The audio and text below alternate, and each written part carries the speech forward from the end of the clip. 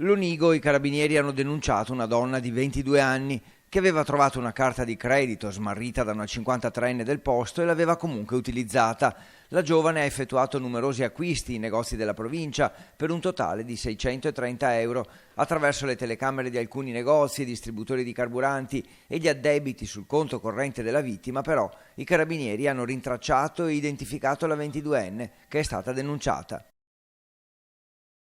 Area berica.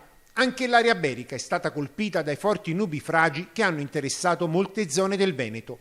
Si aggira tra il 60 e l'80% il valore complessivo dei raccolti in agricoltura distrutti a causa della grandine e del vento forte che ha sferzato le campagne tra Nanto, Castignero e nella zona di Noventa, colpita diversi giorni fa da una tempesta che ha mandato tutti in rovina.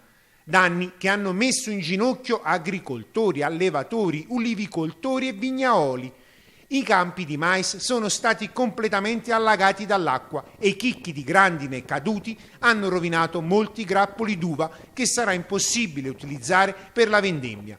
Una situazione difficile da gestire che ha di fatto richiesto l'aiuto della Regione dello stato di calamità naturale.